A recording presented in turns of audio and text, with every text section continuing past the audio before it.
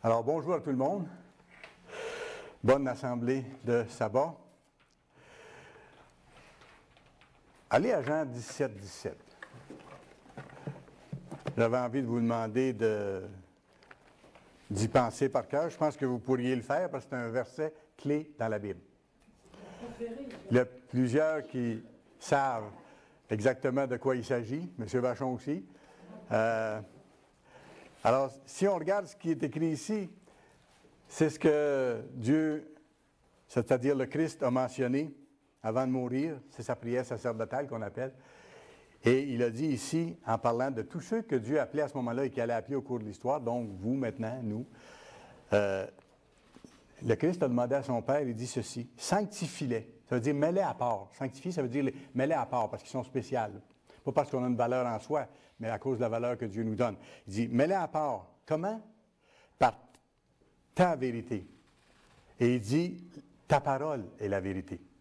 Alors, sanctifie-les par la vérité. Puis il dit, c'est quoi la vérité? La vérité, c'est ta parole.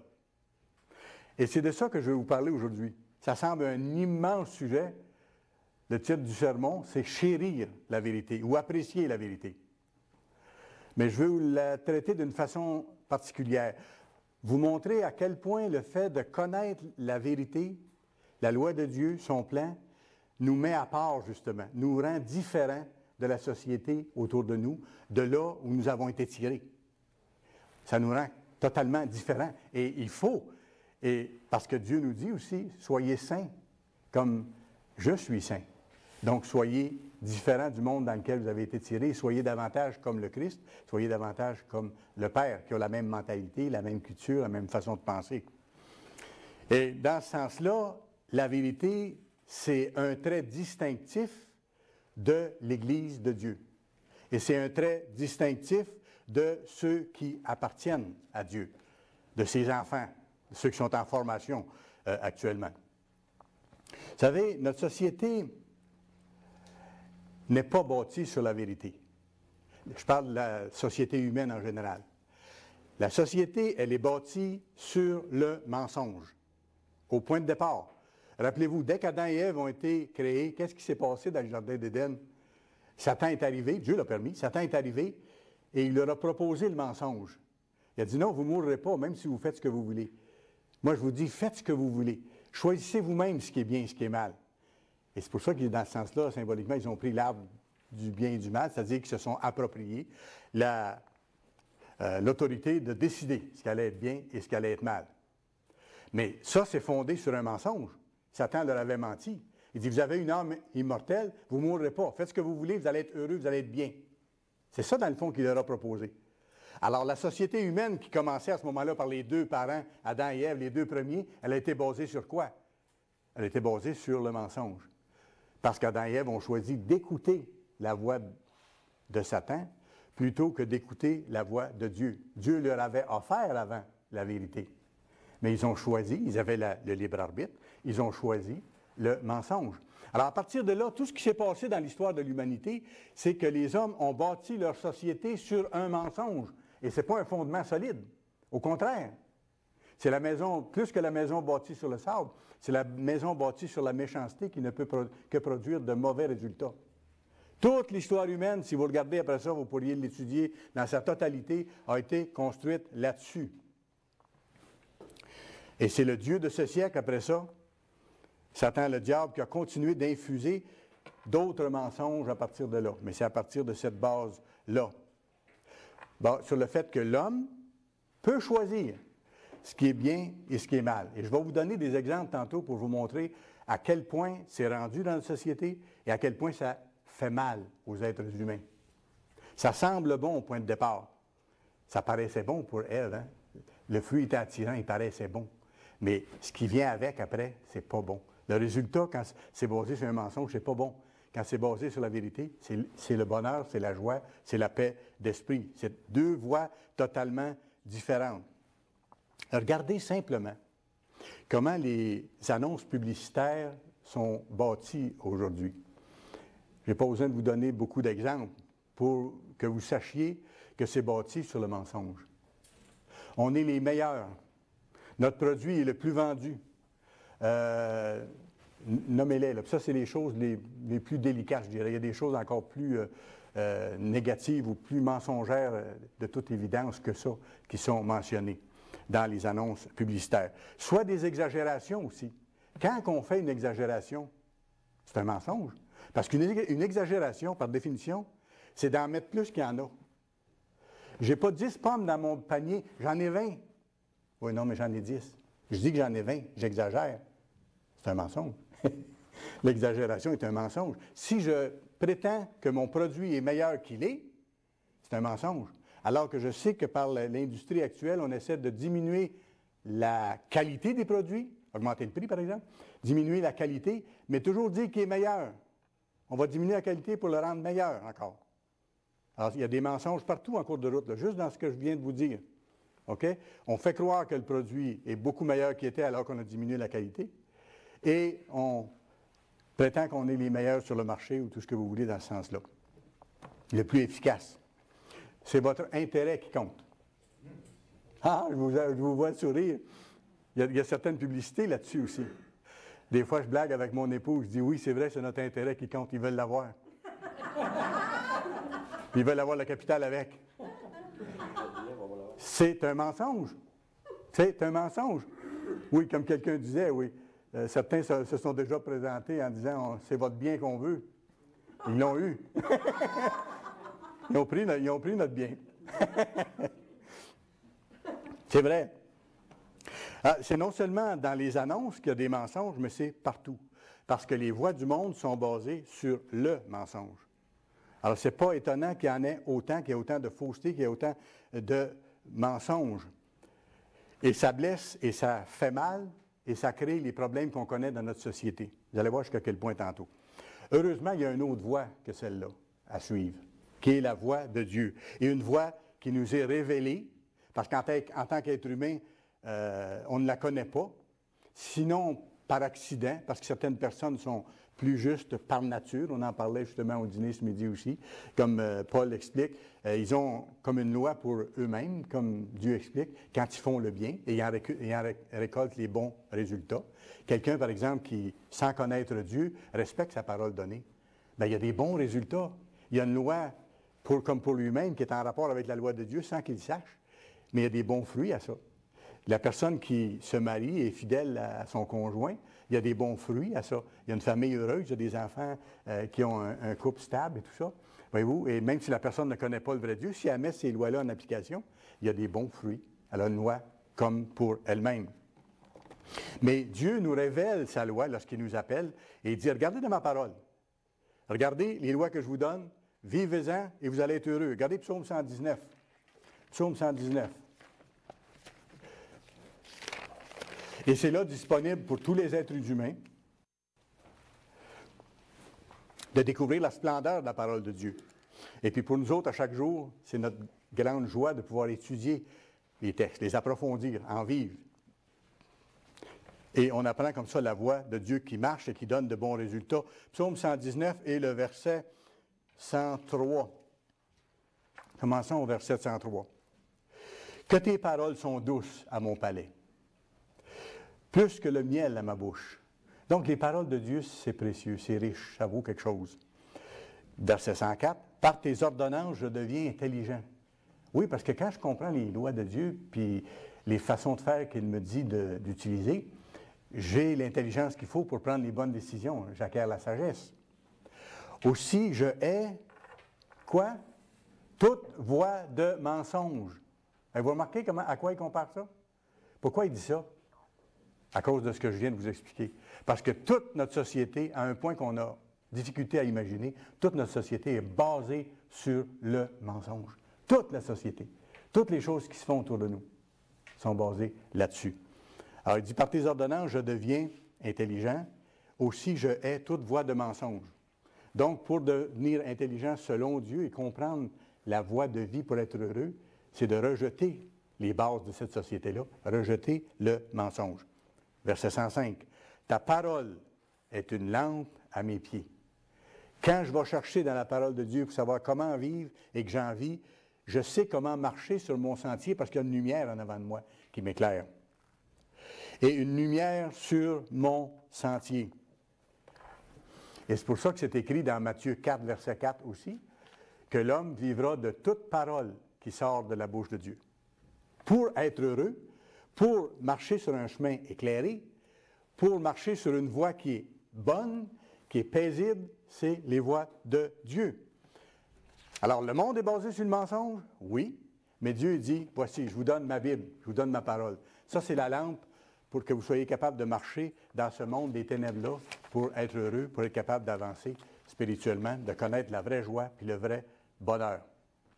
Je vous ai dit tantôt que la société était basée totalement sur le mensonge.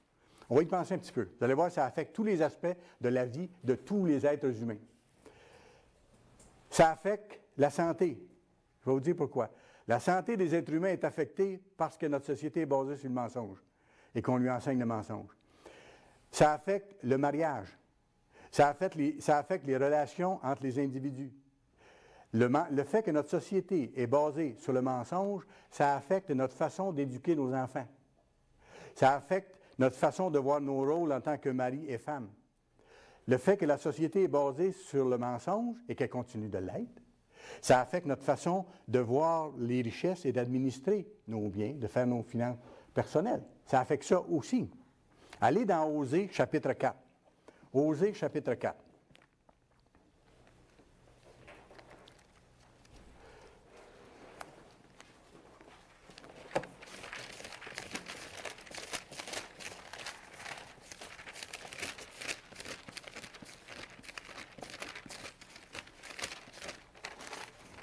Osée, le chapitre 4, et on va commencer au verset 1. Vous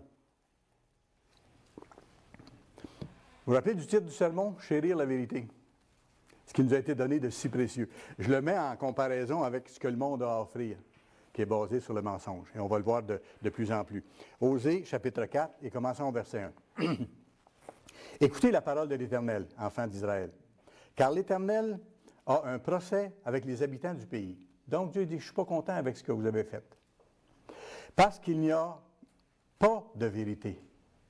Ah, Dieu chérit la vérité, vous savez, parce qu'il sait que c'est la seule façon pour qu'on soit heureux et qu'on atteigne la vie éternelle. Alors il dit, écoutez, je ne suis pas content avec vous autres, les êtres humains, et surtout la famille d'Israël, qui étaient les premiers à être appelés. Il dit, je ne suis pas content, j'ai un procès avec les habitants du pays, parce qu'il n'y a pas de vérité. Et s'il n'y a pas de vérité, il n'y a pas de miséricorde, parce que c'est par la vérité qu'on connaît la miséricorde. Hein? C'est en connaissant la vérité de Dieu, par laquelle Dieu nous dit que lui est miséricordieux et que nous, on doit l'être comme lui, qu'on connaît la miséricorde. Il n'y a point de connaissance de Dieu dans le pays. Pourquoi il n'y a pas de connaissance de Dieu dans le pays? Parce qu'il y a l'enseignement du mensonge, sous plusieurs formes, sous plusieurs fausses religions. OK? Alors, il n'y a pas d'enseignement concernant le vrai Dieu. Et qu'est-ce qui en découle? Verset 2, il n'y a que parjure et mensonge. Alors, les gens continuent à multiplier cette approche-là. En plus d'assassinat, de vol et d'adultère. Ouvrez n'importe quel quotidien, n'importe quel journaux maintenant, même les journaux qui, je dirais, qui ne sont pas des journaux à potins, et vous avez dans ces pages assassinat, vol, adultère, mensonge, parjure. Comme si, quand Dieu a écrit ça, il aurait découpé quelques pages de nos quotidiens aujourd'hui pour les coller là. Exactement ça. Pourquoi c'est de même? Parce que notre société est basée sur un immense mensonge, que les êtres humains peuvent choisir ce qui est vrai et ce qui est faux, ce qui est bon et ce qui n'est pas bon. On use de violence, on commet meurtre sur meurtre, et ainsi de suite. C'est pourquoi le pays sera dans le deuil. Oui, il y a des choses qui s'en viennent parce que Dieu ne permettra pas que ça aille plus loin. Tous ceux qui l'habitent seront languissants, et avec eux les bêtes des champs et les oiseaux du ciel, même les poissons de la mer disparaîtront. Et la semaine dernière, je vous ai donné l'article, le rapport des scientifiques qui viennent de rendre public l'imminence de ce danger incroyable. Ce n'est pas un danger possible, c'est un danger réel. On nous dit dans ce rapport-là d'études en océanographie que d'ici 2048, il n'y aura plus un poisson dans la mer, ni un fruit de mer. Ça, c'est pas loin, là. C'est pas loin. D'ici 2048. Vous remarquez, c'était écrit là. Puis c'était écrit là en rapport avec le fait que notre société est basée sur quoi? Sur la vérité de Dieu? Non, sur le mensonge, qui amène vol, adultère, assassinat et ainsi de suite. Verset 6. Mon peuple est détruit parce qu'il lui manque la connaissance. Oui, parce que l'humanité a toujours acheté le mensonge. Puisque tu as rejeté la connaissance, je te rejetterai et tu seras dépouillé de mon sacerdoce. Et les gens veulent de moins en moins entendre parler de Dieu ou entendre parler des lois de Dieu. C'est le rejet poussé à l'extrême de la connaissance du vrai Dieu. On ne veut pas le savoir. Surtout parce qu'on ne veut pas que Dieu mette son nez dans nos affaires et nous dise quoi faire. Pourquoi? À cause du premier mensonge. Qui a dit, bien, laissez-vous pas dire quoi faire. Faites ce que vous voulez. Vous allez être heureux. C'est ça que Satan a dit à Adam et Ève. Choisissez le bien et le mal vous-même. Laissez pas quelqu'un d'autre de son autorité vous imposer quoi que ce soit. Vous êtes des gens libres. Exercez la liberté. Sauf que c'est une fausse liberté. C'est une liberté qui conduit à la destruction. Il dit, parce que tu as rejeté la connaissance, et l'humanité l'a fait depuis ce temps-là, je te rejetterai et tu seras dépouillé de mon sacerdoce, puisque tu as oublié la loi de ton Dieu. J'oublierai aussi tes enfants. Et regardez, verset 9, il lancera du sacrificateur comme du peuple, je le châtirai selon ses voies. Oui, parce que le sacrificateur, celui qui devait donner la loi, et ceux qui doivent donner la loi aujourd'hui, dans la plupart des cas, ne la donnent plus, ne donnent pas la loi de l'Éternel, mais sont prêts à faire plein de compromis pour que les gens aillent à leur église, pour que les gens aillent chez eux. Venez comme vous êtes, changez pas. Vous n'avez pas besoin de vous repentir. Il n'y a pas d'église qui parle de repentir, sinon l'église de Dieu. Le repentir, c'est changer vos voies, comme Dieu répète tellement souvent. Revenez à moi et je reviendrai à vous. Cessez de pratiquer le péché, et ainsi de suite. Le Christ est mort pour nos péchés, pour payer l'amende de nos péchés, non pas pour que nous continuions à pécher, mais pour qu'on change ensuite. Je châtirai selon ses voies, je lui rendrai selon ses œuvres. Ils mangeront sans se rassasier, ils se prostitueront sans multiplier, parce qu'ils ont abandonné l'Éternel et ses commandements. Alors, le monde en général manque de la connaissance de Dieu parce qu'on l'a rejeté. Ça, c'est la réalité au cours de l'histoire, et même maintenant. Et on croit à la place au mensonge, puis ce mensonge-là nous détruit. Le mensonge-là détruit l'humanité. Juste un exemple en passant. Quelle sorte de mensonge est-ce qu'on a cru ou est-ce qu'on a vendu aux gens? On a eu d'excellents reportages dernièrement sur l'empire du sucre, par exemple. J'aurais aimé avoir une vidéo de ça. On en aura savoir passer à un moment donné parce qu'ils l'ont déjà passé une fois à Radio-Canada. C'est un documentaire formidable pour montrer que l'industrie de production du sucre, c'est des milliards et des milliards de dollars maintenant et c'est détenu par, en particulier, des frères aux États-Unis, 2 frères. Et il y a des pays qui sont dans l'esclavage pour production de canne à sucre où les gens n'ont même pas le droit, je parle à la République dominicaine par exemple, de cultiver un jardin pour se nourrir. Ils mangent les cannes à sucre, puis ils mangent ce qu'ils peuvent, puis ils sont obligés d'aller au village acheter des produits qui sont vendus par ce groupe-là à haut prix. Alors c'est des esclaves littéralement, ils ne peuvent pas sortir de là. D'ailleurs, il y a des gens qui vont à la frontière d'Haïti, des représentants de ces grands groupes sucriers américains, et qui invitent les Haïtiens à venir dans un pays meilleur. Et une fois qu'ils sont traversés, ils se font voler leur passeport, puis ils se font mettre dans ces camps de travail obligatoires, ils ne peuvent plus en sortir, jusqu'à ce que mort s'en suive. Et tout ça, au cours des années, on nous a vendu l'idée du bienfait du sucre. Là, on vient de se réveiller, pour ainsi dire, et de plus en plus de gens nous montrent à quel point, les spécialistes nous montrent à quel point le sucre est mauvais en grande quantité. Il est bon en petite quantité du certain sucre, mais le sucre raffiné blanc est néfaste pour la santé. OK? Alors ça, c'est quoi? Est-ce que c'est une vérité ou c'est un mensonge? C'est un mensonge. Mais pourtant, on l'a cru. On l'a cru, ce mensonge-là. On l'a cru et on a sucré tant qu'on a pu. On commence à réaliser ces choses-là pour avoir une meilleure santé. La santé du monde est mise à péril parce qu'on leur dit aussi, mangez du porc, mangez des fruits de mer, mangez les animaux que Dieu a créés pour nettoyer le fond de la mer, c'est les filtres, alors mangez les filtres. C'est ça qu'on nous dit. Et quant au porc, on nous dit maintenant, écoutez, le porc est maintenant maigre. Et on le traite de meilleure façon, donc c'est une viande de qualité. Dieu a pourtant dit dans sa Bible de ne pas manger de porc pour des raisons bien spécifiques et premièrement pour des raisons de santé aussi. OK? Alors, donc, mensonge encore. Et quand je vous dis que le mensonge est véhiculé là, dans tous les aspects de notre vie, quand on commence à décortiquer les différents aspects de notre vie, on le voit de plus en plus clairement. Écoutez, j'étais assez surpris dernièrement. Ils mettent du sucre partout. Partout, là. Quand vous regardez les ingrédients, on se demande pourquoi, dans certains aliments, il y a du sucre, mais il y en a pourtant, puis en grande quantité. Mon épouse a été obligée de chercher dernièrement pour trouver du sel dans lequel il n'y avait pas de sucre. Ça semble incroyable, hein? Si vous regardez comme il faut, dans les ingrédients, il y a certaines compagnies de sel qui mettent du sucre dedans. Peut-être pour faire, je ne sais pas, est-ce que c'est pour faire vendre davantage de sel que ça va créer une réaction dans le corps où on va avoir besoin de plus d'autres, je ne sais pas. Pourquoi mettre du sucre dans le sel? Et vous regarderez, vous allez le voir vous-même. Il y en a partout. Il y en a partout. 1 Corinthiens 6.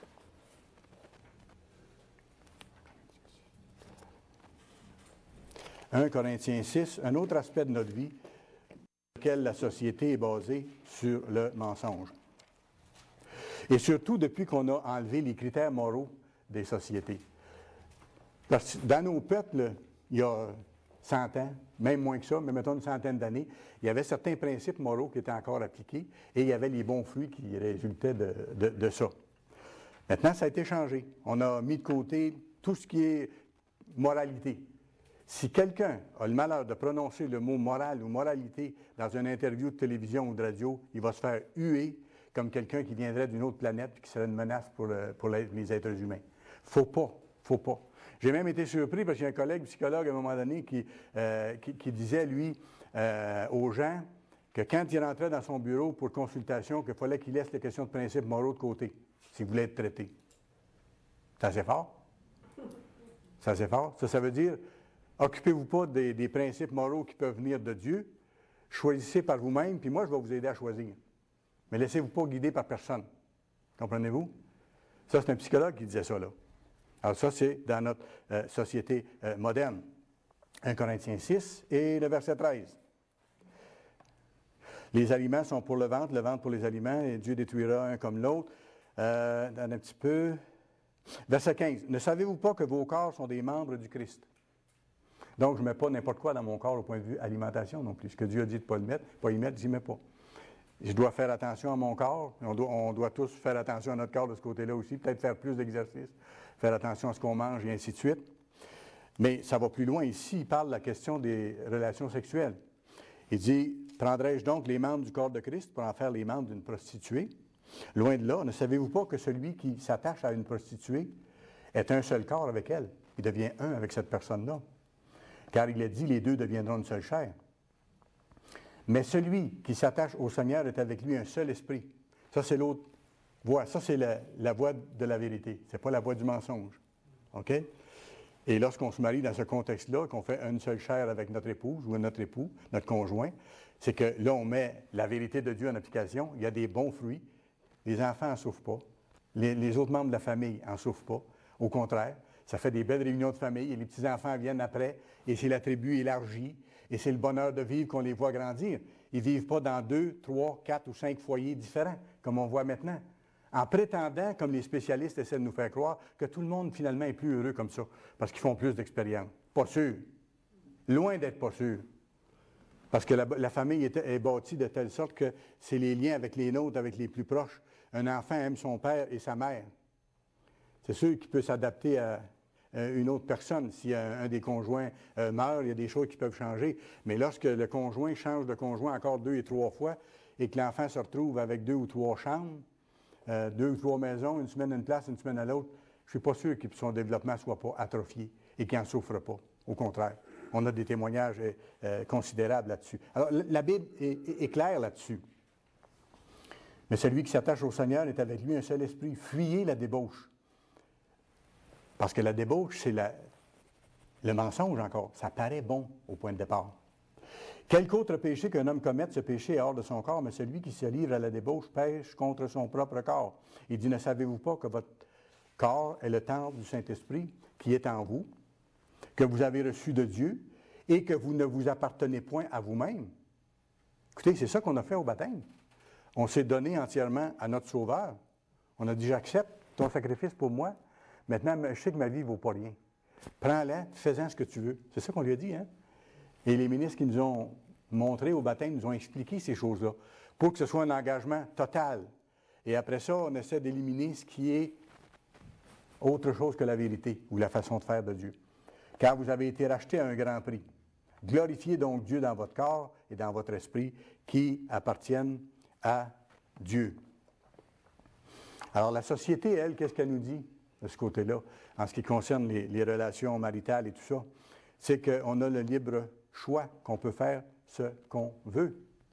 On nous dit même qu'à l'intérieur du mariage, j'ai entendu ça dernièrement, j'en revenais pas encore, des conseillers matrimoniaux qui suggéraient à des gens dans le couple d'aller à l'extérieur avec d'autres, que ça allait renforcer leur union maritale, le fait d'avoir des relations extramaritales. Vous savez, quand la Bible dit que les hommes sont devenus fous, se vantant d'être sages, ils sont devenus fous. Pourquoi? Parce qu'ils ont basé toute leur société, toute leur pensée, et c'est de plus en plus évident, et ça va de plus en plus loin, sur le mensonge initial de l'adversaire, qui a dit « Faites ce que vous voulez, c'est ça qui est la bonne façon, puis moi, je vais vous aider à penser autrement que Dieu vous a dit de penser. » On est rendu que des soi-disant experts ou conseillers qui disent de pratiquer ce genre de choses-là, que c'est la bonne chose à faire. Ils appelleront mal ce qui est bien, et ils appelleront bien ce qui est mal. Ça aussi, c'est prophétisé. Mais je veux vous montrer dans mon sermon aujourd'hui à quel point notre société est basée sur le mensonge et que c'est là partout, partout, partout autour de nous. Nous, on doit être conscients de ça, puis ça doit nous faire apprécier encore plus la vérité de Dieu, la précieuse vérité de Dieu, la perle que Dieu nous a donnée. Regardez juste au niveau des finances personnelles. Est-ce que c'est basé sur la vérité ou sur le mensonge? Quand on vous vend, par exemple, l'idée de vous endetter au maximum. Quand la Bible dit « vous êtes l'esclave de celui à qui vous empruntez ». Et aujourd'hui, on vend les choses non pas par le prix du produit qu'on achète, mais par le paiement que vous pouvez faire. Essayez de trouver dans les annonces à la télévision ou dans les journaux le prix d'une voiture. Vous ne le verrez jamais. Vous allez voir, par exemple, 168 par mois, sans compter les autres extras qu'il faut qu'ils ajoutent après, là. Et vous allez voir 195 par mois, vous allez avoir une voiture neuve, tout ça, vous pouvez le... Bon, OK? On vous vend ce que vous pouvez acheter par mois, mais on ne vous dit pas que vous avez une chaîne pour 5 ans. Et là, en plus de ça, on ne vous vend pas juste la voiture, mais le stéréo, les vacances ailleurs, les voyages. Payez-vous-le maintenant, c'est juste 22 piastres par mois pendant 57 mois. OK? Mais là, vous avez déjà 48 mois à 250 piastres à la voiture. Vous avez déjà telle autre chose, telle autre chose, telle autre chose. Alors, qu'est-ce que c'est si ce n'est pas de mettre des chaînes? Et on vous dit, soyez libres. C'est ça, hein? Alors, c'est la fausse liberté. C'est la société basée sur le mensonge. Alors que Dieu nous dit que celui qui économise petit à petit, c'est celui qui devient solide financièrement. N'essaye pas de faire son argent tout d'un coup. Il en met de côté un petit peu. Il paye ses dîmes. Puis il met sa deuxième dîme de côté pour aller à la fête. Après ça, il s'en met un petit peu, même si ce n'est pas gros. Parce que vous savez, Dieu peut faire bénir le pas gros de façon assez surprenante.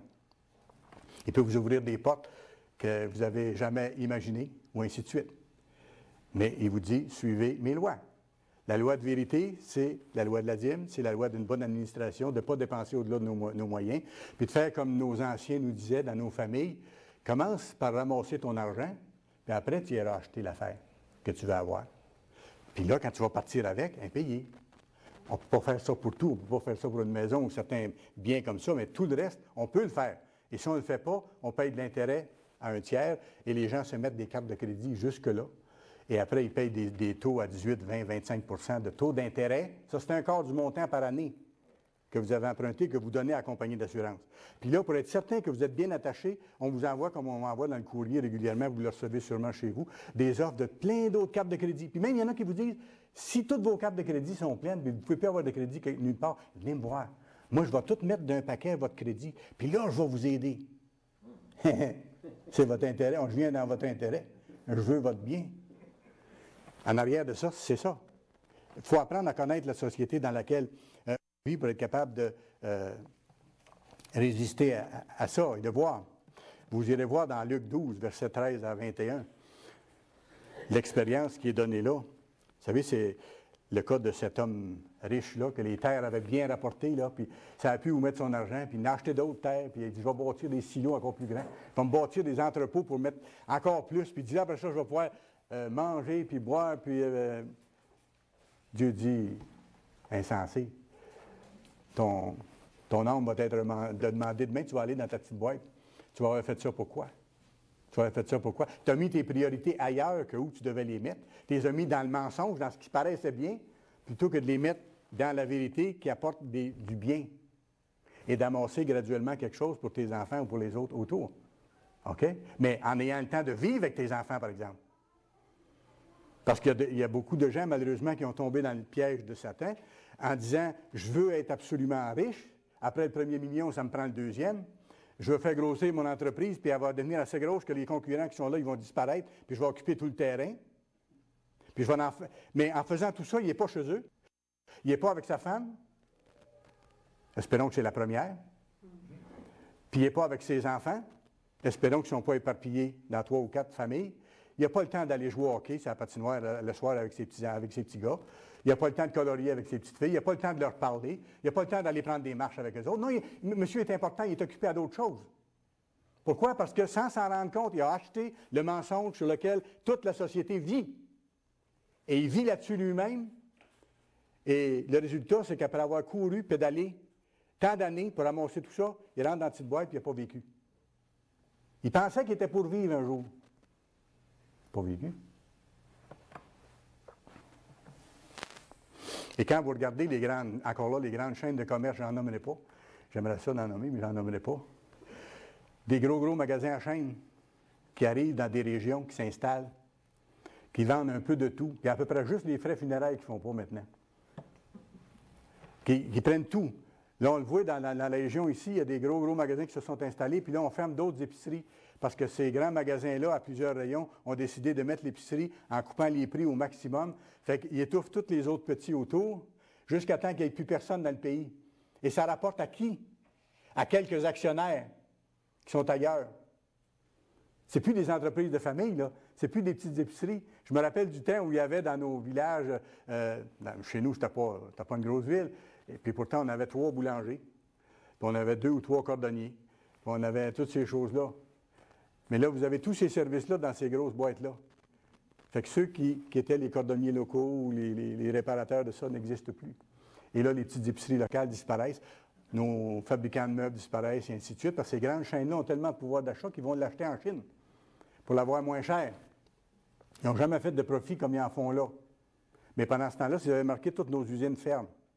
Personne ne se rend compte de ça. Parce que tout le monde regarde à son profit immédiat pour faire une pièce vite. Mensonge. Et cette société-là, avec ce système-là, est en train de s'auto-détruire. Et c'est pour bientôt, la fin de la récréation.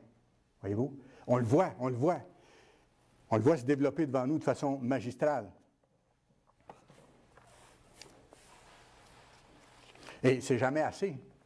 Je me rappelle d'un monsieur qui me disait dans son entreprise, lui, c'est un homme d'affaires, il disait qu'il mettait des hommes à pied, pas mal, puis des gens compétents et tout ça, pas parce que l'entreprise n'allait pas bien, mais parce que les actionnaires voulaient avoir plus de rentabilité pour leurs actions.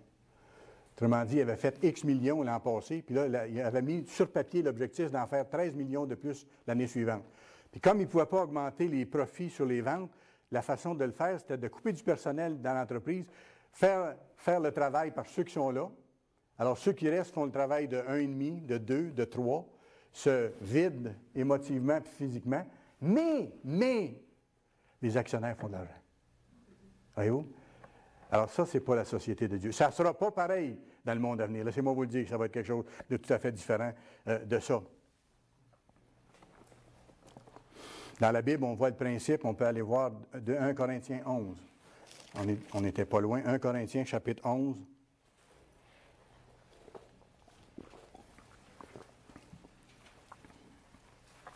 1 Corinthiens chapitre 11 et le verset 3. Regardez ce que Paul dit aux Corinthiens. « Je veux cependant que vous sachiez que le Christ est le chef de tout homme. » Vous connaissez le gouvernement de Dieu, hein? Le Père, le Christ, ensuite dans son Église. Il dit « Le Christ est le chef de tout homme et l'homme est le chef de la femme. Et que Dieu est le chef du Christ. » Le Christ lui aussi est soumis à quelqu'un, il est soumis à son Père. D'ailleurs, à la toute fin de l'histoire, le Christ va remettre toutes choses à son Père parce qu'il aura accompli les responsabilités qu'il aura eu à accomplir. Alors, mais si vous parlez de ça dans le monde actuellement, le monde n'est pas fondé là-dessus, sur le fait que dans une famille, le mari est le chef et que la femme est soumise à son mari. Ce n'est pas une soumission dans un sens négatif, pas du tout, c'est une collaboration. Mais à un moment donné, quelqu'un doit prendre des décisions et le mari a la responsabilité de s'occuper chaleureusement de sa femme, d'aller chercher sa façon de voir et tout ça dans la prise des décisions et tout. Mais quelqu'un doit être en charge de la famille. Mais si vous dites ça encore là, vous allez attirer des huées parce que le monde n'est pas bâti là-dessus. Et le monde n'est pas bâti ni là-dessus, ni sur une famille, je dirais, normale, habituelle. Une famille, c'est quoi? C'est un père, une mère, des enfants qui font des choses ensemble. Si vous regardez aujourd'hui, il y a un père qui travaille plus souvent qu'il serait capable d'en prendre, à cause de la situation que je viens de vous décrire, qu'on exige tellement de lui. Et souvent, vous avez une maman qui est obligée d'aller travailler à l'extérieur, ou si elle n'est pas obligée, elle se sent obligée parce qu'elle est regardée de travers si elle ne va pas travailler en dehors. Comme si ce n'était pas normal. Et là, qu'est-ce qu'on fait? Ce qui est contraire à une famille qui se développe normalement et à vraiment aimer ses enfants. On prend les enfants à partir de la garderie, à partir de la petite enfance, on va les porter à la garderie. Et là, les parents partent toute la journée. Ils reviennent à la fin de journée vidés toutes les deux. Là, ils vont chercher les tout-petits à la garderie, ils les amènent, ils les couchent. Le lendemain matin, ils les lèvent, ils vont les porter à la garderie, ils continuent à travailler. OK? Et ensuite de ça, les autres niveaux scolaires, c'est exactement la même chose. Quand arrivent les vacances, qu'est-ce qu'on a développé dans la mentalité de mensonge de notre société qui dit que les enfants sont mieux ailleurs que chez leurs parents? On leur fournit tout ce qu'ils ont besoin durant l'été pour placer les enfants ailleurs. Pour ne pas que le père soit avec ses enfants, pour ne pas que la mère soit avec ses enfants. J'ai écouté une émission dernièrement à Radio-Canada, une émission de radio, où on interviewait Louis Garneau. Vous savez, Louis Garneau, qui a une immense entreprise, maintenant ici, vous connaissez bien, de bicyclettes et de vêtements sport et ainsi de suite. Il est connu dans le monde, c'est maintenant rendu très gros. Il a commencé tout petit, puis ils ont mangé des croûtes, comme il disait, pendant un bon bout de temps, pendant 8 ans, je pense, lui et sa femme. Il faisait ça dans son garage. Elle était infirmière, c'est elle qui a fait vivre la famille un bout de temps pour commencer. Puis quand ils ont commencé à avoir des enfants, elle voulait rester à la maison pour avoir soin de ses enfants. Mais là, lui, son entreprise était bien démarrée, puis il a développé tout ça. Bon.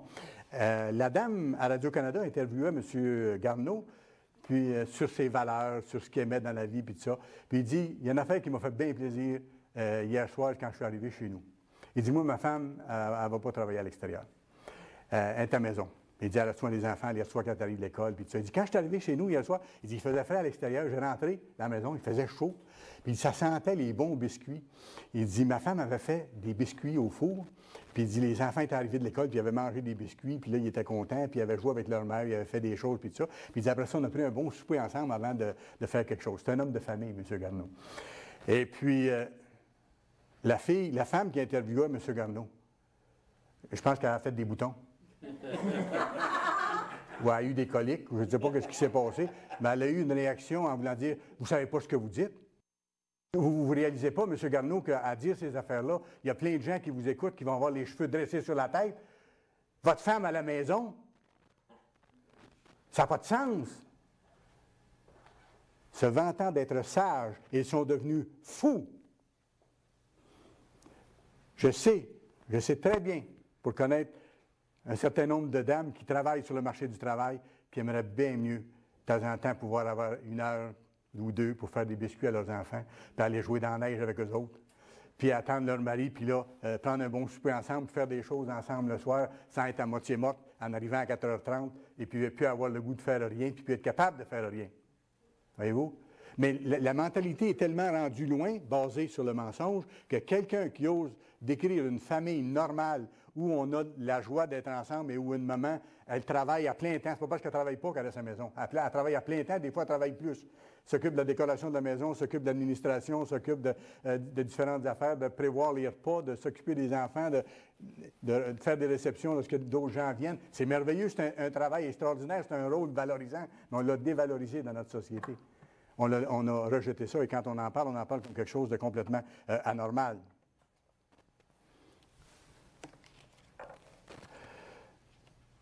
L'éducation des enfants, c'est la même chose. Je me rappelle, vous avez peut-être entendu le nom du Dr Spock il y a quelques années. C'était pas Spock là, dans l'émission de... Je vois M. Tremblay qui rit, là, c'était pas... Il y avait une émission où il y avait un Dr Spock qui avait des grandes oreilles. Là. Une émission de télévision, il voyageait dans l'espace, c'est pas ça. Il y avait le Dr Spock, lui, c'était un spécialiste dans l'éducation des enfants. Spécialiste, oui. Il a fait des livres, des conférences, des recherches, des études. pour dire qu'on devait laisser nos enfants faire ce qu'ils voulaient. On ne doit pas corriger les enfants, on ne doit pas leur montrer les choses. Ils doivent développer eux-mêmes, les laisser se développer, et ainsi de suite. À la fin de sa vie, il a reconnu qu'il avait fait une fausse balle magistrale dans le champ, qu'il s'était trompé. Jean-Jacques Rousseau avait été dans le même sens dans le passé en termes d'écrivain français avec cette sorte de philosophie-là. Éphésiens 6. Éphésiens 6.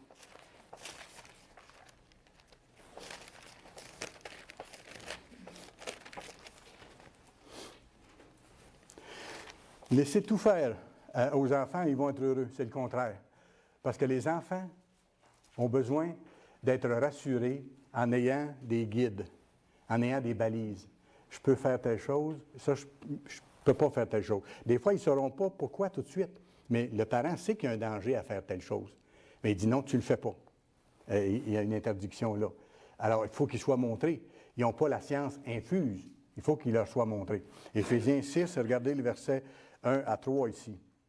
Regardez le sens que Paul donne à l'éducation des enfants. Enfants, obéissez à vos parents. Donc, ça implique que lorsque les enfants sont plus petits, on doit leur montrer à obéir. Et lorsqu'ils deviennent plus grands, Paul leur dit, obéissez à vos parents, comme vous avez été montré. Obéissez à vos parents selon le Seigneur, car cela est juste. Honore ton père et ta mère, c'est le premier commandement avec une promesse, afin que tu sois heureux et que tu vives longtemps sur la terre. C'est pas pour que les enfants soient maganés, pas du tout.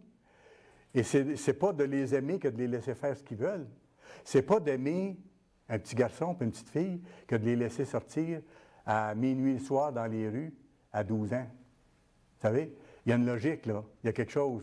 Et pourtant, les jeunes, avec la pression autour, vont dire « Hey, tu me prives de mes droits. J'ai le droit de faire ça. Moi, j'ai le droit de vivre comme les autres. » Ça, c'est le genre de raisonnement qu'on a. Parce qu'actuellement, dans la société, malheureusement, les enfants n'ont pas été éduqués comme ils auraient dû être éduqués. Et ils en souffrent. L'enfant a besoin d'avoir des balises. Des fois, il n'est pas d'accord sur le coup. Mais quand on grandit, moi, je me rappelle, je n'étais pas toujours d'accord avec ce que mon père m'obligeait à faire ou à ne pas faire. Des fois, je bougonnais. Mais après, j'ai vu que, wow, il avait raison. Puis une chance qu'il m'empêchait de faire telle chose. Parce que je ne serais peut-être pas là aujourd'hui. Vous savez?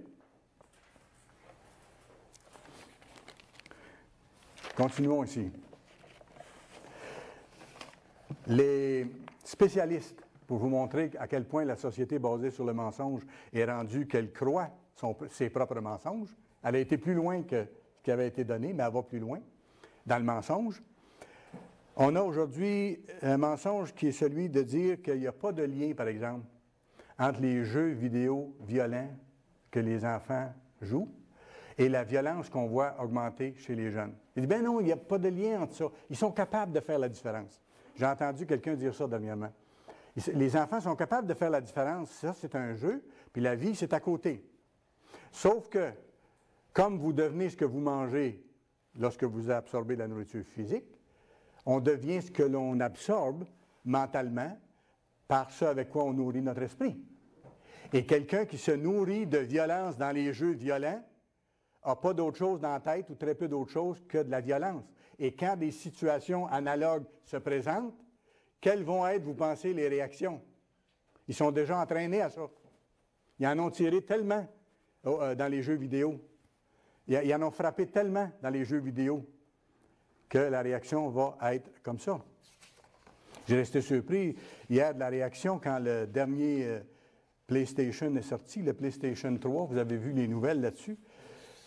C'est incroyable ce que ça représente, ce que ces jeux veulent dire.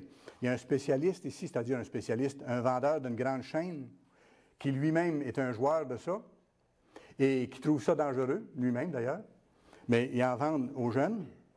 Celui-ci fait remarquer que la plupart de ces jeux sont basés sur le phénomène de gang de rue et de règlement de compte. OK? C'est le cas, par exemple, de Hitman, où le joueur est engagé à éliminer des hommes de la mafia. Dans une séquence, tu peux arriver en arrière d'un gardien et le tuer à coups de marteau. Et là, en appuyant sur le bouton plus longtemps, il y a de la couleur qui apparaît encore plus, puis des sons qui vont avec. Ça vous donne une idée. Je ne vais pas plus loin dans la description parce que c'est horrible. Et ce n'est pas la pire. OK? Alors, c'est ce qui vient de sortir, là. Et on nous dit que les jeunes s'arrachent. Pas juste les jeunes. des gens dans la vingtaine, dans la trentaine qui adorent ce genre de choses-là. Je mets en principe adore, je mets entre guillemets adore, parce que c'est vraiment une adoration.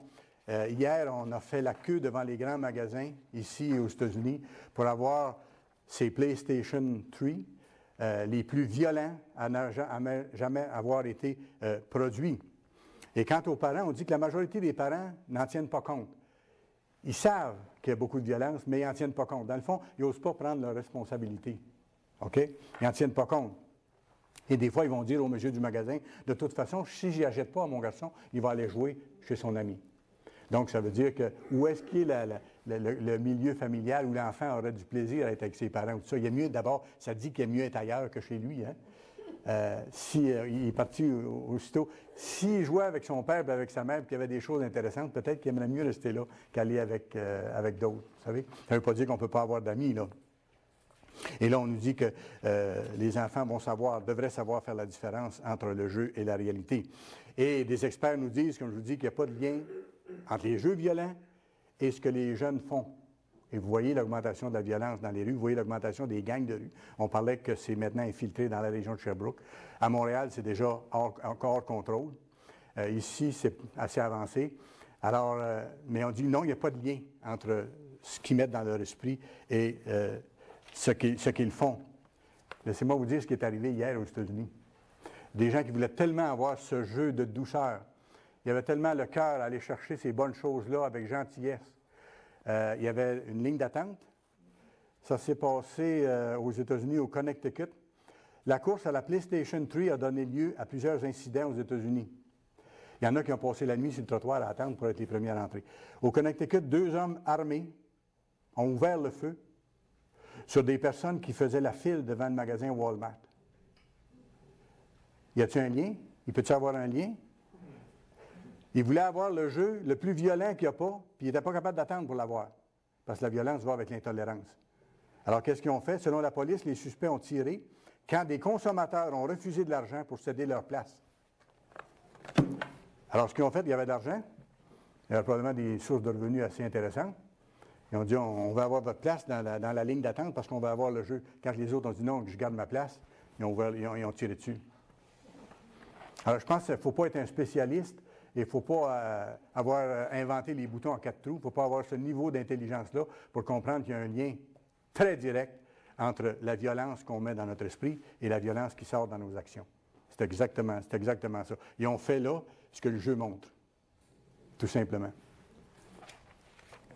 Et ce qui est assez frappant, c'est dernièrement, je pensais à ça à l'occasion, je me dis, ce qu'ils cherchent, Dieu va leur donner.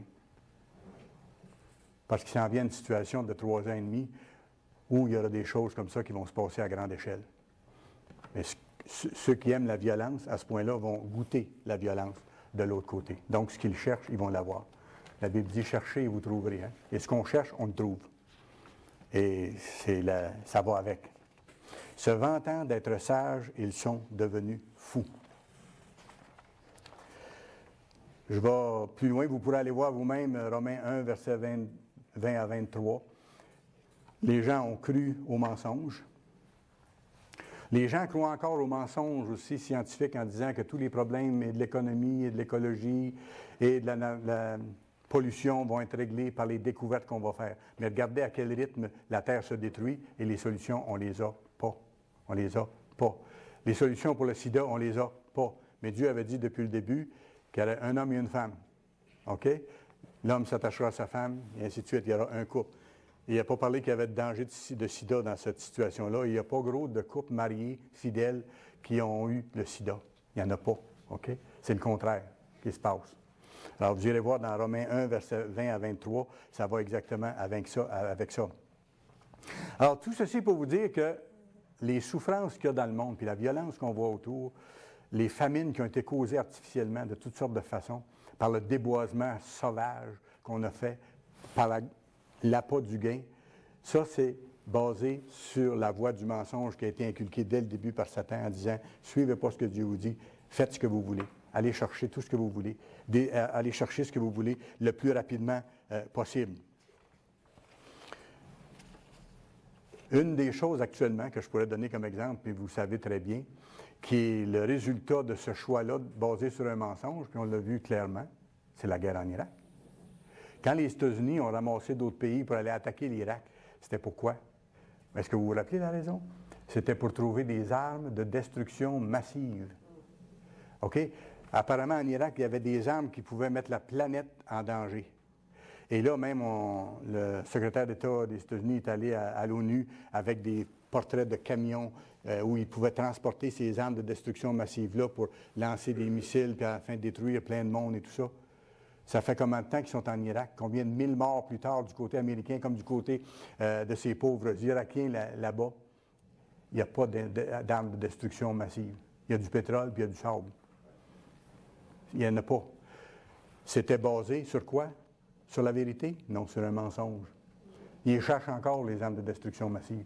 Puis ils prétendent encore qu'ils vont les trouver alors qu'il n'y en a pas. Puis ils essayent de faire oublier aux gens que la raison pour laquelle ils sont allés là, les États-Unis, c'était de trouver ces armes-là pour protéger la planète. Mensonge. Quand je vous dis que tout ce qu'on voit autour de nous est basé sur des mensonges et que l'humanité en paye le prix, ça en est un cas flagrant. Jean 8, verset 44. Jean 8, verset 44.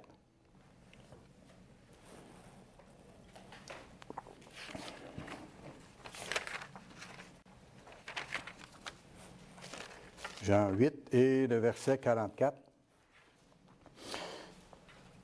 Vous avez pour père le diable, il parlait au chef religieux de son époque, et vous voulez accomplir les désirs de votre père. Il a été meurtrier dès le commencement, il ne se tient pas dans la vérité. Alors, sa base, il ne se tient pas dans la vérité au point de départ. Il a menti au point de départ, ça a été la projection de ce qu'il est. Il est arrivé avec ce qu'il était, puis il a vendu ce qu'il était. Mensonge, il ne se tient pas dans la vérité. Il ne se tient pas dans la vérité parce qu'il n'y a pas de vérité en lui. Donc, tout ce qu'il nous insuffle, tout ce qui amène l'humanité à faire, ce n'est pas basé sur la vérité, c'est basé sur le mensonge. Et lorsqu'il profère le mensonge, il parle de son propre fond, car il est menteur et père du mensonge. Et son sort à lui, il est scellé pour tout le temps. C'est juste une question de temps. À nous maintenant de continuer à rejeter tout ce qui est de lui, tout ce qui est mensonge, tout ce qui est demi-vérité. À nous de prouver les choses qui sont pures, qui sont justes, qui sont vraies, et à demander l'aide de Dieu pour en vivre. Mais ça vous montre en même temps que dans la société dans laquelle on vit, là, on n'est pas chez nous. On n'est plus chez soi. On n'est plus chez nous, ce n'est plus notre monde. On représente un autre monde, on doit penser différemment, agir différemment, et de plus en plus avec l'aide de Dieu. Parce qu'en faisant ça, comme on parlait ce matin au repas aussi, c'est qu'on se prépare à régner dans une culture différente qui, elle, va être basée sur la vérité. Mais nous, il faut la connaître maintenant et il faut la pratiquer maintenant. Sans ça, on ne sera pas prêt pour le royaume. Et je vous donne le message aujourd'hui pour que vous voyiez les deux mondes. Dans le fond, nous, on est situés entre deux dieux. On est situés entre le Dieu de ce siècle qui continue à vouloir nous vendre le mensonge et c'est attirant, et entre le vrai Dieu auquel on doit vouloir appartenir de tout cœur et pour lequel on doit sacrifier des choses pour lui appartenir parce que faisant ça, on nage à contre-courant du monde dans lequel on vit. Mais c'est ce que Dieu veut voir, parce que Dieu veut avoir dans son royaume des gens qui veulent à tout prix lui appartenir, qui ont ce zèle ardent comme un feu sacré en dedans pour dire « je veux appartenir à Dieu, même si je dois lutter contre ma nature humaine charnelle, même si je dois agir contrairement au monde qui est autour de moi, même si je dois être ridiculisé s'il le faut par des gens autour parce que je ne vis plus et que je ne vis pas pareil comme eux autres. Je veux tellement être là que je ne ferai pas de compromis avec le faux Dieu, le petit Dieu de ce siècle, mais que je vais servir le Dieu vivant parce que je veux être avec lui pour toute l'éternité. » C'est notre situation. On est entre deux dieux dans ce sens-là. Et n'oubliez pas, quand je vous ai dit que toute la société est basée sur le mensonge de Satan, c'est pas pour rien que dans Apocalypse 12, verset 9, c'est marqué que Satan a séduit toute la terre entière. Et il l'a séduit comment? La première arme, c'est le mensonge. Et quand il offre quelque chose, ça semble bon. Quand le Christ a été tenté après avoir jeûné, Satan lui a offert à un moment donné tous les royaumes du monde. Vous savez ça, vous pouvez aller voir le passage vous-même. Il a dit au Christ, écoute, dans le fond, c'est ce qu'il lui a dit. Tu es venu pour mourir, pour être le roi des rois dans le monde à venir et tout ça. J'ai quelque chose de bien mieux que ça pour toi. Je vais tout te donner tout de suite, ces royaumes-là. Puis il pouvait leur donner, c'était à lui. C'est le Dieu de ce siècle. Il a dit au Christ, je te donne tout de suite la jouissance de ces royaumes-là si tu m'adores. OK? Si tu m'adores. Il y avait ce petit point-là. Mais regardez, le premier point est attrayant. C'est le résultat final que le Christ va avoir à son retour. OK? Bien sûr, le Christ n'allait pas se laisser prendre, mais c'est séduisant parce que c'est le résultat qu'il allait avoir à son retour. Puis il dit, je peux te le donner tout de suite, tu vas éviter de souffrir. Mais non, il aurait manqué tout. C'était pas possible, là. Il aurait manqué tout. Mais c'est comme ça que Satan utilise le mensonge et pour nous faire croire dans un premier temps que ce qu'il nous offre, c'est bon. Alors que c'est bon sur le coup, je dirais, mais qu'après, on en paye un prix affreux. Il a séduit toute la terre. Et Satan peut faire des mensonges, pas pour que vous ayez du bon temps vraiment, du moins pas à long terme, mettons ça de même. Satan vous offre, puis il nous offre des choses pour qu'on ait du plaisir à court terme. Puis après viennent les mensualités. OK? Durant le nombre d'années. Et après vient le paiement éternellement si on ne se repent pas. Comprenez-vous? Alors là, il a atteint son travail de destructeur s'il peut en arracher quelques-uns de cette façon-là, puis les amener à perdre leur vie éternelle, en réembarquant sur la voie du mensonge pour ce qui est bon pour un instant, qui paraît bon, mais qui à la fin va détruire. Ça semble bon au point de départ. Vous savez, si ça semblerait pas bon au point de départ, il n'y a personne qui le ferait. Si ça semblerait pas bon de commettre l'adultère, il n'y a personne qui le ferait. Mais il y a comme un attrait immédiat, là. Je te le donne maintenant. OK? Le même principe. Je te le donne maintenant. Si ça semblerait pas bon de fumer, ou quoi que ce soit, il n'y a personne qui fumerait. Si ça semblerait pas bon de voler quelqu'un, personne ne volerait.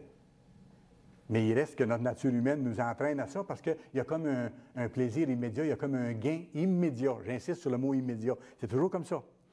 Il dit, garde, travaille, tu n'as pas besoin de travailler tant que ça. Cultive des petites plantes vertes avec des feuilles pointues, là. Et puis, il y a du monde qui vont faire du chemin en bébite pour essayer d'en acheter, puis ils vont te payer. Puis, tu n'as pas besoin de travailler fort, là. Et puis, tu vas en faire beaucoup d'argent. OK? Sauf que c'est le mal. Mais pour le plaisir immédiat, c'est facile. Alors ça, je vous dis, c'est la voie de la facilité. Et ça, nommer les secteurs d'activité, c'est partout pareil. Regardez les administrateurs de grandes caisses d'économie ou de grands fonds d'investissement qui sont derrière les barreaux ou qui sont poursuivis actuellement. Y avait-tu assez pour manger 3 fois par jour, vous pensez? Il y en a qui étaient multimillionnaires. Mais non, ils ont parti avec la caisse encore dernièrement. Ils ont volé, puis ils viennent à l'écran pour nous faire croire qu'ils sont pauvres. Alors que leurs coffres sont bien garnis dans les pays où il y a des abris fiscaux puis des paradis où ils peuvent cacher des choses. C'est ça. C'est ça. Mais eux, non seulement c'était pas assez, il fallait qu'il y en ait plus de jouissance immédiate. Il n'y a pas d'autre but que ça. Il n'y a pas d'autre but que ça. C'est la société basée sur le mensonge. Apocalypse 9, verset 6. Apocalypse 9 et le verset 6.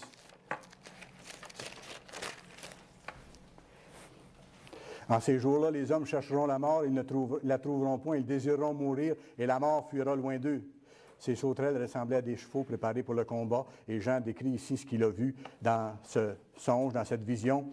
Il y avait sur leur tête comme une couronne semblable à de l'or, et leur visage était comme un visage d'homme. Elles avaient des cheveux comme des cheveux de femme, et leurs dents étaient comme des dents de lion. Elles avaient des cuirasses comme des cuirasses de fer, et le bruit de leurs ailes était comme un bruit de char à plusieurs chevaux qui courent au combat.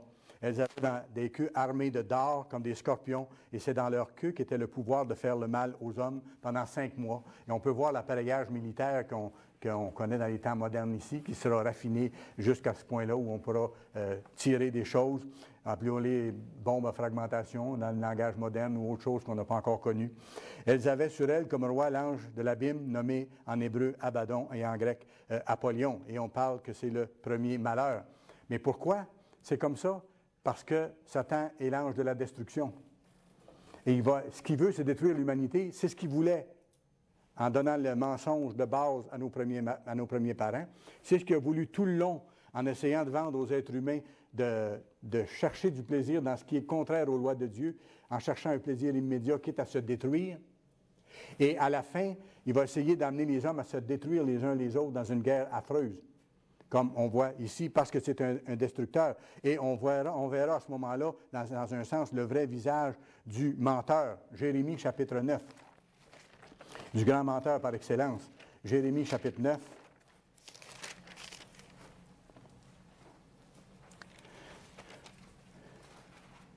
Et on voit un exemple de sa méthode ici. Jérémie, chapitre 9, et le verset 3. Les hommes achètent encore la façon de faire de Satan. Vous allez voir. Jérémie, chapitre 9, verset 3. Il parle des hommes au temps de la fin, bien sûr au cours de l'histoire, mais au temps de la fin particulièrement. Ils ont une langue tendue comme un arc. Et lancent quoi? Le mensonge. C'est dans beaucoup plus de choses que vous pouvez penser. Quand je vous ai dit tantôt, les demi-vérités, c'est des mensonges. Les exagérations, c'est des mensonges. Les faire croire, c'est des mensonges. Prétendre une chose alors qu'on pense le contraire, c'est un mensonge. Ce n'est pas par la vérité qu'ils sont puissants dans le pays, car ils vont de méchanceté en méchanceté. Ils ne me connaissent pas, dit l'Éternel. On revient à la même chose que tantôt au verset 5. Ils se jouent les uns des autres. Oui, parce qu'ils se mentent les uns aux autres aussi. Et ils ne disent pas la vérité. Ils exercent leur langue à mentir. Et ils s'appliquent à faire le mal. Quand je vous dis au début que le mensonge était un élément distinctif des vrais chrétiens, c'est quelque chose de majeur pour Dieu, la question du mensonge, vous savez. On le voit ici, là. Et regardez, verset 8, « Leur langue est un trait meurtrier, ils ne disent que des mensonges. De leur bouche, ils parlent de paix à leur prochain. Et au fond du cœur, ils dressent des pièges. » Ils parlent de paix et ils dressent des pièges. Regardez comment les nations parlent de paix. Et regardez à quel point il y a plus de guerre. Et regardez à quel point les pays sont hypocrites. Hypocrites.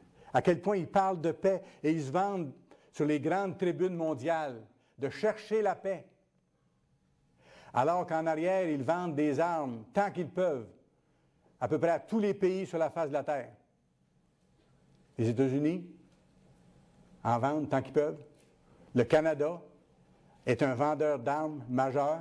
La France est un vendeur d'armes majeur. Plusieurs de nos pays israélites. Et pourtant, ils parlent de paix. Mais dans leur cœur, ils ont la guerre puis ils ont la convoitise. C'est quoi? C'est le mensonge. C'est quoi? C'est encore la même société de Satan qu'on voit sortir dans toute sa laideur et dans toute son horreur. Et le prix qu'il a à payer pour ça. Parce qu'à tous les jours, dans les bulletins télévisés, on voit des gens mourir de faim dans les pays, comme les camps au Darfour actuellement. Mais vous voyez par contre des guérilleros armés ou des armées équipées militairement de façon incroyable venir attaquer encore ces gens-là qui ont été d'abord dépossédés de leur terre, qui vivent dans des camps de réfugiés de façon horrible et qu'on va massacrer, violer, tuer impunément. Il y a quelqu'un qui leur vend des armes. C'est ceux qui parlent de paix sur les grandes tribunes. Ils sont bien vêtus, qui se promènent en limousine. Dieu dit il y a un temps où ça va s'arrêter, ces choses-là. La société dans laquelle on vit, elle est basée sur le mensonge. Jean 8, verset 30. Jean 8, verset 30. Et que ça va être bon quand ça va être terminé. Ça nous fait de plus en plus mal quand on regarde ce qui se passe à la télévision, ce qui se passe dans le monde et que les bulletins télévisés nous rapportent. Jean 8, verset 30. Comme Jésus parlait ainsi, plusieurs crurent en lui. Et il dit aux Juifs qui avaient cru en lui, « Si vous demeurez dans ma parole, ma parole est la vérité, hein? Donc, si vous demeurez dans la vérité, si vous demeurez dans ma parole, vous êtes vraiment mes disciples. Vous connaîtrez la vérité. » Ah! Vous connaîtrez la vérité que Dieu avait révélée depuis le tout début, et la vérité vous affranchira. La vraie liberté vient de la connaissance et de l'application des lois de Dieu. Pour nous, c'est le cas maintenant, même si on est à compte courant, mais dans le monde à venir, alors que Satan va être éliminé, ce sera le cas pour la vaste majorité, pour toute l'humanité qui graduellement va connaître les lois de Dieu, va connaître la vérité, va être renseignée sur le mensonge qui leur a coûté si cher au cours de l'histoire. 3 Jean, s'il vous plaît. 3 Jean. savez, la vérité, là, c'est notre carte de visite. C'est la carte de visite des chrétiens.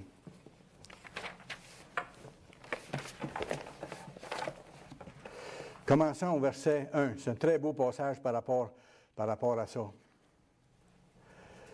L'ancien, c'est Jean qui parle. Il était ancien.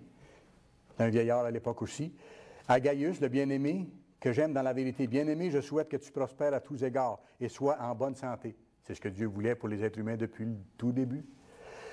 Comme prospère l'état de ton âme. J'ai été fort réjoui lorsque des frères sont arrivés et ont rendu ce témoignage de la vérité qui est en toi. Vous, Jean se réjouissait que pour Gaius, la vérité de Dieu était en lui. Dieu l'avait appelé, il connaissait la vérité, il comprenait la vérité. Il dit, je me réjouis de voir que tu connais la vérité qui est en toi, de la manière dont tu marches dans la vérité. Je me réjouis que tu marches selon cette vérité-là. Je n'ai pas de plus grande joie que d'apprendre que mes enfants marchent dans la vérité. Bien-aimé, tu agis fidèlement dans ce que tu fais pour les frères, et même pour les frères étrangers, lesquels ont rendu ce témoignage de ton amour en présence de l'Église. Tu feras bien de pourvoir à leur voyage d'une manière digne de Dieu.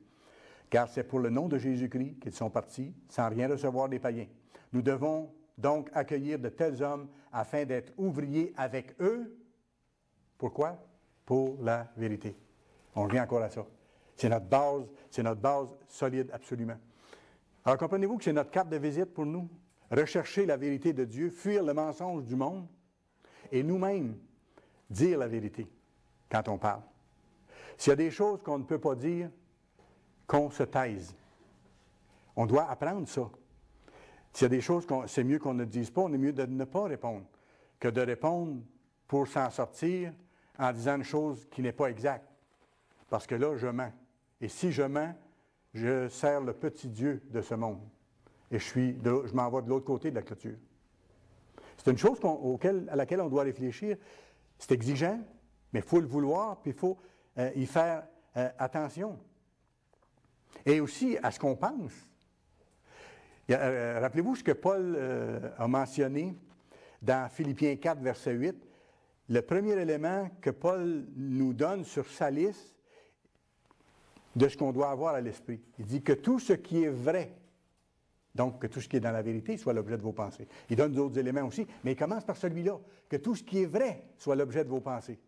Alors quand quelqu'un commence à me conter des choses qui sont fausses ou que je commence à lire des choses qui sont fausses, quel temps est-ce que j'ai à perdre avec ça?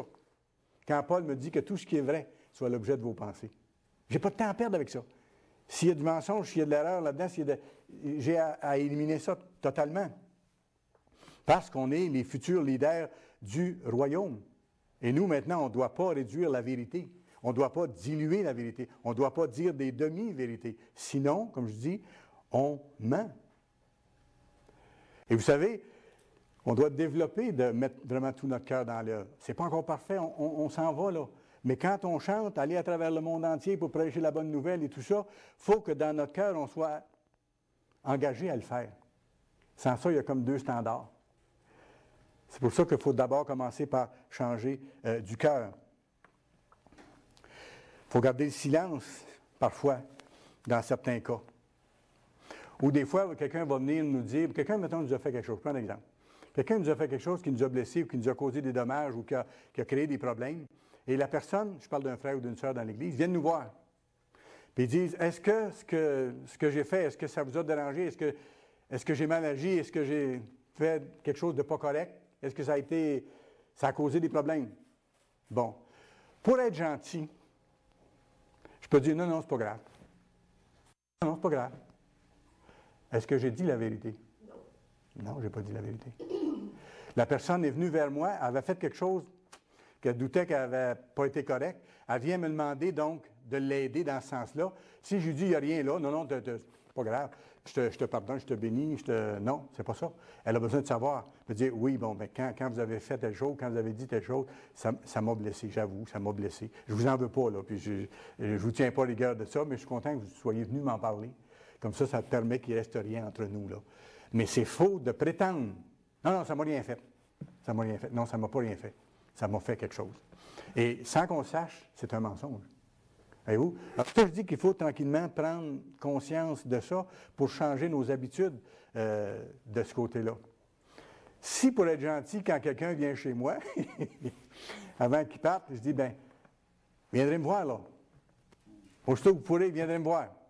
Puis dans mon cœur, je ne le pense pas. Est-ce que je dis la vérité ou est-ce que je dis un mensonge? Devant Dieu, je dis un mensonge. J'ai juste à rien dire. Je ne suis pas obligé de dire quelque chose. Mais notre nature humaine, tortueuse comme elle est, nous amène pour bien paraître à faire, bien, là, vous viendrez, puis revenez aussi vite que vous pouvez. Mais non, je n'ai pas le temps de les recevoir ou je n'ai pas le goût ou j'aime mieux à laisser passer un mois ou deux avant qu'on se revoie pour telle autre raison. Ça, c'est autre chose. Mais si je dis revenez le plus vite possible, puis venez me voir aussitôt que vous avez une chance, puis tout ça, puis c'est pas vrai, c'est un mensonge. Alors ça, il faut que je change ces choses-là. Toutes les excuses qu'on donne aussi. Toutes les excuses qu'on donne. Souvent, c'est des mensonges. Souvent, c'est des mensonges.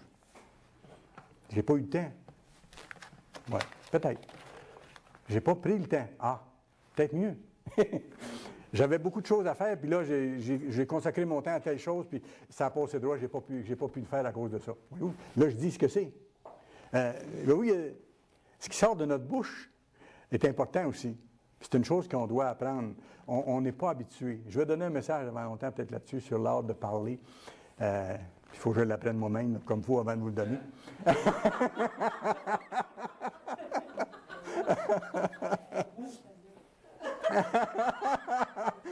Et de l'encouragement de M. Vachon, là. Oui. Alors, c'est un art, c'est le contrôle de la langue. M. Appartient en parle souvent. Et c'est des choses auxquelles on ne pense pas régulièrement.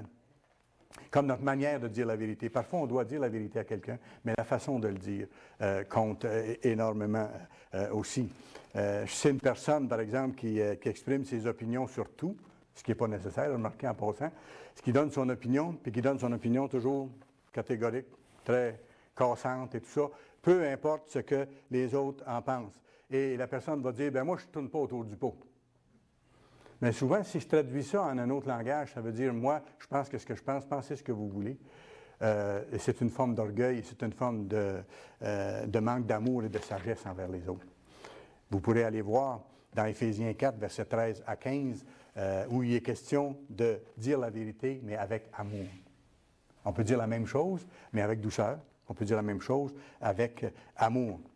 Et la vérité, pour nous, ça devient très important. Éphésiens 4, je vais aller là en terminant. Éphésiens chapitre 4.